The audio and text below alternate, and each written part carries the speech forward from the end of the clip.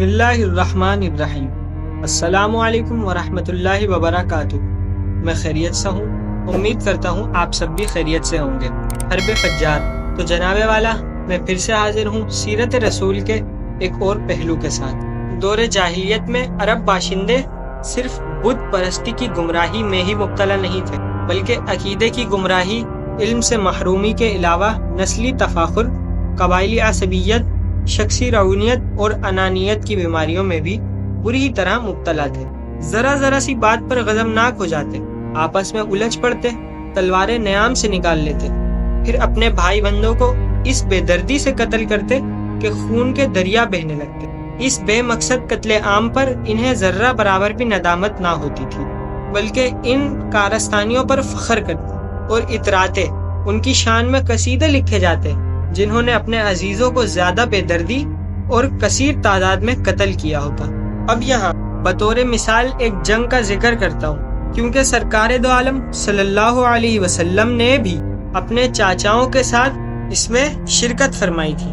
ویسے تو زمانہ جاہلیت میں متعدد جنگیں ہوئی جو حرب فجار کے نام سے مشہور ہیں، اور جس حرب فجار کا ذکر میں کر رہا ہوں یہ وہ جنگ ہے جو اعلان نبوت سے 20-25 سال قبل اس وقت لڑی گئی جب حضور صلی اللہ علیہ وسلم کی عمر مبارک 15-20 سال کے درمیان تھی۔ اس جنگ میں ایک فریق قریش اور بنو کنانہ تھے اور دوسرا فریق بنو حوازن تھا۔ قریش اپنے تمام حلیفوں بنو کنانہ، احابیش اور بنو اسد کے ساتھ پوری طرح مسلح ہو کر حوازن کا مقابلہ کرنے کے لیے تاریخ مقررہ پر میدان میں نکلے۔ عبداللہ بن جدعان نے 100 تیر اندازوں کو پوری طرح مسلح کرنے کے اخراجات برداشت کیے تھے۔ بنی سلیم اور بنو حوازن بھی اپنے حلیفوں کے لشکروں سمیت میدان میں آ کر ڈٹ گئے۔ قریش اور اس کے حلیف قبائل کا سپہ سالار حرب بن امیہ تھا، اور ان کے میمنہ پر عبداللہ بن جدعان اور میسرہ پر قریش بن ربیعہ اور قلب میں حرب بن امیہ لشکر کی کمان کر رہا تھا۔ حوازن کا سالار مسعود بن موتب الثقفی تھا۔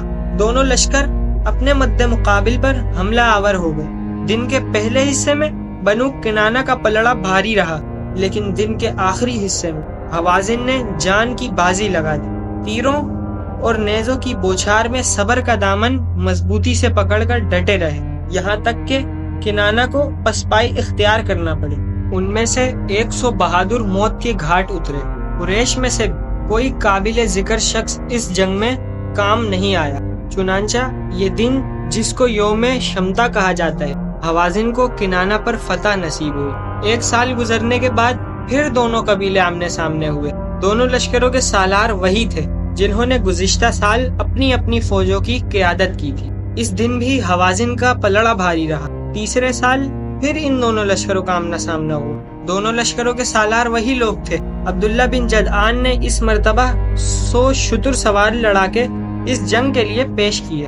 قریش اور کنانہ نے صبر و استقامت اور جرأت و شجاعت کا ایسا مظاہرہ کیا کہ حوازن کو عبرتناک شکست سے دوچار ہونا پڑا۔ یاد رہے کہ یہ وہ جنگ ہے جس میں حضور صلی اللہ علیہ وسلم نے 15-20 سال کی عمر میں شرکت کی۔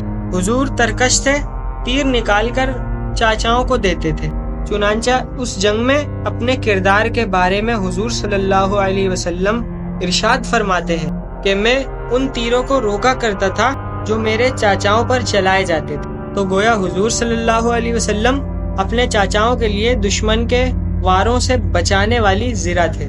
اس جنگ میں بھی اللہ تعالیٰ نے اپنے محبوب بندے کی خود حفاظت فرمائی۔ حضور صلی اللہ علیہ وسلم نے بذات خود جنگ و قتال میں حصہ نہیں لیا۔ حضور صلی اللہ علیہ وسلم کے ہاتھ سے نہ کوئی شخص مارا گیا اور نہ کوئی شخص زخمی ہوا۔ حضور صلی اللہ علیہ وسلم کی اس میں شمولیت اس حد تک تھی کہ آپ صلی اللہ علیہ وسلم کے سارے چاچا اس میں شریک تھے۔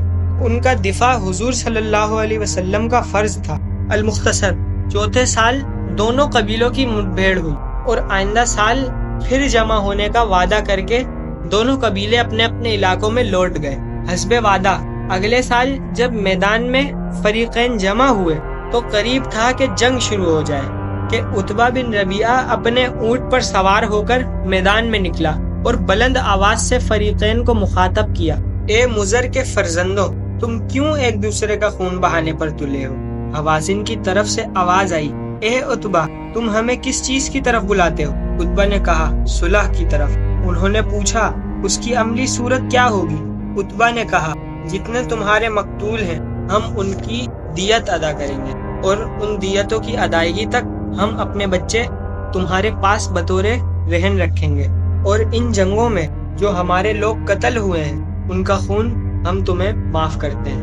انہوں نے پوچھا، ہمارے پاس اس بات کی کیا ضمانت ہے کہ تم ان شرائط کو پورا کرو گے؟ عتبہ نے کہا، میں خود ضمان ہوں۔ انہوں نے پوچھا، تم ہو کون؟ اس نے کہا، میں عتبہ ہوں، ربیعہ کا بیٹا۔ چنانچہ اس پر صلح ہو گئی۔ قریش اور بنی کنانہ نے اپنے 40 آدمی بطور یرغمال ان کی طرف بھیج دیے۔ ان 40 میں حکیم بن حزام جیسی شخصیت بھی تھی۔ جب بنو عامر نے ان 40 آدمیوں کو اپنے قبضے میں پایا جو بطور رہن ان کے پاس بھیجے گئے تھے، تو انہوں نے بھی اپنے مقتولوں کی دیتوں کو معاف کر دیا۔ یوں 2 قبیلوں میں 5 سال سے خون ریزی کا جو المناک سلسلہ شروع ہوا تھا اختتام پذیر ہوا۔ آج کے لیے اتنا ہی، ملتے ہیں اپنی نیکسٹ ویڈیو میں سیرت رسول کے ایک اور پہلو کے ساتھ۔ جب تک کے لیے خدا حافظ۔